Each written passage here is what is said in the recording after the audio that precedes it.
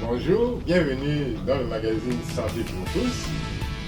La thématique d'aujourd'hui, c'est 9 problèmes de peau et leurs solutions pour la nutrition. La qualité de la peau. Lorsqu'on rencontre quelqu'un, on voit d'abord la qualité de la peau. La peau, c'est l'organe le plus large de l'organisme. La qualité de la peau, c'est ce qu'on observe d'abord chez l'individu pour avoir une idée de la qualité de son humeur, de la qualité de sa santé. La qualité de la peau, c'est essentiel. Mais la peau, est-ce qu'elle est de même qualité chez tout le monde? Non. Il y a beaucoup de problèmes, beaucoup de personnes qui ont des problèmes de peau. Notamment, je vais citer 9 problèmes de peau les plus récurrents que nous rencontrons dans ces sociétés. Notamment la peau sèche, la peau grasse, la peau qui est flasque, la peau qui change de couleur, les cercles noirs, la peau à boutons, la peau à acné. Aussi, il y a aussi la peau qui démange également. Là, ça indispose justement qu'on va quelqu'un qui a fait sa peau. Donc, ce sont les problèmes les plus récurrents qui existent justement. Mais, ces problèmes de peau, d'où est-ce que ça vient? Ça vient du mode de vie de la personne. Mais en réalité, d'après nos études, les causes sont beaucoup plus internes à l'organisme. L'état de l'organisme en interne. Notamment, je vais citer quelques causes internes. Je vais parler justement de la suralimentation, c'est-à-dire les personnes qui mangent en excès, qui mangent beaucoup d'aliments. Je vais parler de l'indigestion, des allergies, des inflammations intestinales. Parce que la peau en intérieur donne son reflet à la peau qui est à l'extérieur. Et les personnes qui ont des allergies, c'est-à-dire qui ont des inflammations, des blessures à l'intérieur de la peau, c'est-à-dire dans le tube digestif, ça se reflète en fait à l'extérieur. Je prends le cas aussi des personnes qui souffrent en fait d'allergies. Lorsqu'ils mangent un aliment, quelques minutes ou quelques heures après, il y a des boursouflures. Donc là, ça c'est une grande partie justement des causes. Je parlerai aussi des personnes qui ont une hormone cortisol, qui sont très stressées. Les personnes qui sont très stressées se retrouvent en train de transpirer et puis la peau devient un peu terne, elle devient un peu sombre également. Notamment en ce qui concerne ces dégâts de la peau.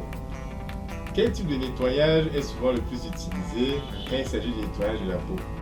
Là, on parlerait des produits cosmétiques, c'est-à-dire des lotions, des huiles, des gels, des pommades, justement qui sont largement utilisés. Et beaucoup de personnes ont appris à utiliser ces produits-là pour en fait améliorer la qualité de leur peau ou bien pour masquer les imperfections de leur peau. Par ailleurs, dans la nature, il y a une infinité de possibilités, il y a beaucoup de possibilités. Il y a beaucoup d'aliments que la nature nous propose pour nettoyer la peau. Je parlerai notamment du concombre. Le concombre a une surface qui est assez rugueuse, qui peut servir de nettoyer la peau, les petits comédons aussi. Il y a le citron qui est très riche en vitamine C et qui peut aussi servir de désinfectant de la peau aussi. Donc la peau rugueuse aussi, avec des huiles essentielles qui sont contenues sur la peau du citron, aussi sert aussi à améliorer la peau et sert aussi de désinfectant. On ne devrait pas aussi oublier l'aloe vera et le miel qui servent d'agent émollient, d'agent adoucissant, d'agent cicatrisant de la peau. Et pourquoi ne pas parler de l'argile? Sachant qu'une molécule d'argile est capable d'attirer des molécules de toxines 40 fois leur poids. Donc, voilà quelques éléments tels que le citron, tel que le concombre, tel que l'argile, tel que le miel, tel que l'aloe vera, que nous avons à disposition, nous dans nos cuisines, qui peut nous servir non seulement à nettoyer la peau, mais aussi à l'embellir.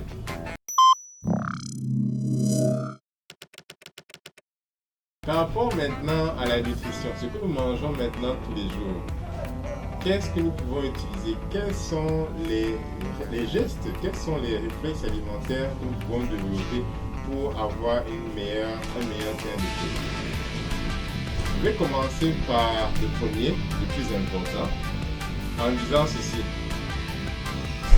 L'eau est le facteur singulier le plus important et le plus déterminant pour la qualité de la peau. L'eau, c'est excessivement important. Je veux dire, boire une quantité suffisante d'eau. C'est-à-dire, boire plus d'eau justement qu'on élimine cette eau-là. Beaucoup de personnes ont besoin de 2 litres d'eau pour en avoir suffisamment, d'autres ont besoin de 3 litres, certains ont besoin de 4 litres. Mais lorsque l'organisme est suffisamment hydraté, ça se ressent justement sur la qualité de la peau.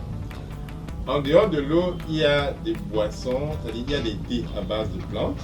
Ça peut être la menthe, ça peut être la citronnelle par exemple. En buvant ce que dans la journée, on peut améliorer la qualité de la peau. Il y a des jus de fruits dilués, des jus de fruits dilués. Parce que lorsque les jus de fruits sont trop concentrés, ça peut être aussi un excès de sucre et qui peut se ressentir au niveau de la peau.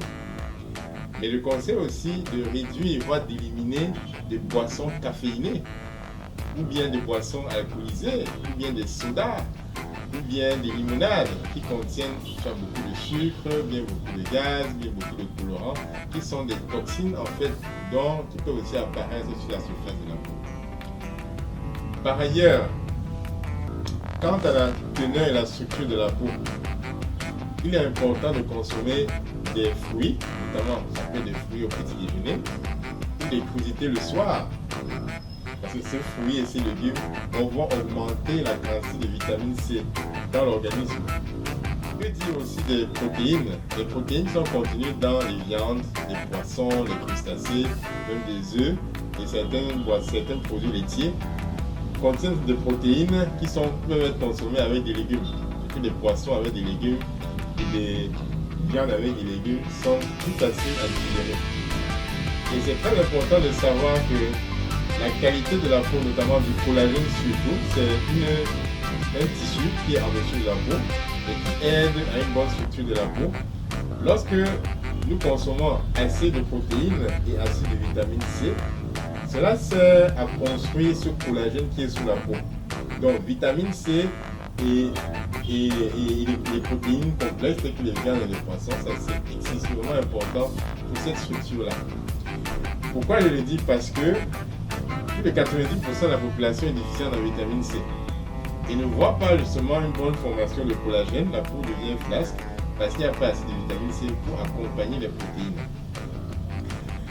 Je vais continuer en parlant des vitamines qui sont très importantes pour la peau, notamment la vitamine E, la vitamine A, qui sont des vitamines liposolubles qu'on trouve dans les aliments qui contiennent des graisses. Par exemple, l'avocat, la noix de coco, l'huile de palme, qui est l'huile la plus riche en vitamine A et en vitamine E.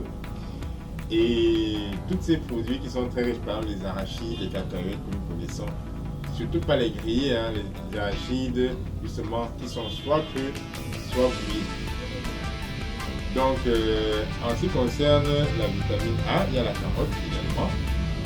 La carotte est très riche justement en vitamine A. Et pour les personnes qui peuvent justement embellir leur peau grâce à des cures, je propose des cures de 1 semaine. Ça peut être des jus de carotte et de persil. La carotte va, grâce à la vitamine A, va apporter le bêta-carotène qu'elle contient et qui va se faire ressentir au niveau de la peau, la couleur de la peau. Mais surtout, le persil va aider à nettoyer le sang à travers le rein. Donc, ça va faire un nettoyage de sang qui va permettre un meilleur éclat de la peau. Je parle beaucoup du persil parce que la peau nettoie les reins et le réflexe se fait au niveau de la peau qui est considéré comme le 3e rein. Donc, il y a beaucoup de formules comme ça qui permettent de nettoyer la peau indirectement par le rein. Donc, sur ce, voilà quelques astuces au niveau alimentaire, au niveau nutritionnel, qui vont permettre d'avoir une peau qui est rayonnante, une peau qui est propre, une peau qui vous convient.